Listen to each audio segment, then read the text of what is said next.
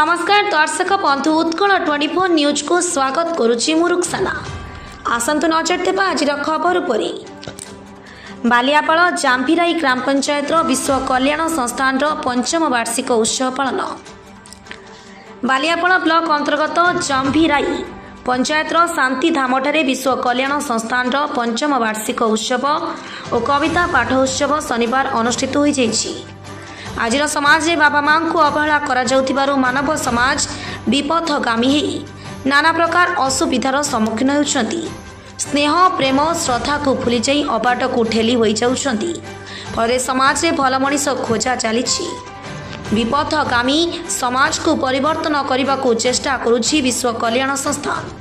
संस्थान मुख्य इंजीनियर जगदीश मिश्र सभापतित्व आयोजित सभारे मुख्य अतिथि भाव बस्ता विधायिका सुभाषिनी जेना जोगदे बापा मां को भक्ति सेवा कले मनीष जीवन में सार्थकता होता है। समाज रे बंचिबाकु हेले वायु पानी माटी और आकाशर तत्व उपरे आलोकपात करथिले। मुख्य वक्ता भाव अध्यापक प्रदीप्त कुमार मिश्र जोगदे अमृत संभाषण करथिले।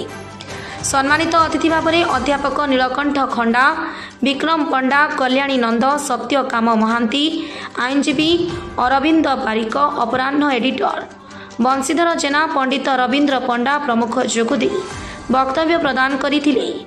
विशेष अवदान पर प्रतिभा सम्मान रे अध्यापक डॉक्टर सुकांत कुमार गिरी पद्मावती पाणिग्राही सत्येंद्र कुमार दास रंजन कुमार पंडा प्रमुख को संबर्धना दि जाइतिला। पर कविता पाठ उत्सव अनुष्ठित होइतिला।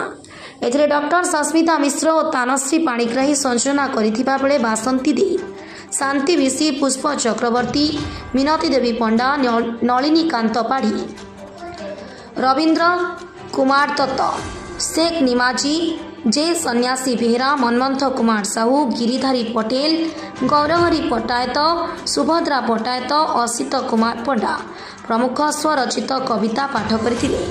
हमर जो सृष्टिकर्ता तथा भगवान एवं पालनकर्ता पिता माता मध्य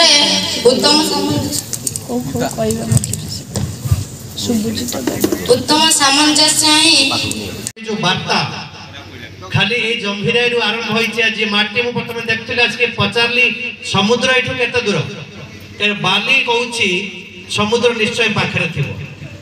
तो ए जो संग्रामी माटी ए माटी रु भारतर जोटा कहूतले बड़ बड़ एटी दिजन वक्ता कहि सारलानी जो मन अछंती वक्ता महान वक्ता मुझा शुणुली ए माटीर जो महक अच्छी एठु प्रथम वार्ता ये मंच देछि जे आज प्रथमाष्टमी रे आमे जो माने एठी अछु जो माने हमको सुनुचंती आमे आज ठू बापा मां को समर्पित हवा ये होचे प्रथम वार्ता मंच। द्वितीय वार्ता जे आमे समस्त जते बेले बालेश्वर रे 3 डिसमिल 4 डिसमिल जमी किनिबा पय व्याकुल होछु। विशेष करी आपन मान अंचल रे जो मैंने आपनकर बालेश्वर अछंती मैं देखे देखि बना 4 डिसमिल जमी सस्ता रे कोठु मिलिबो।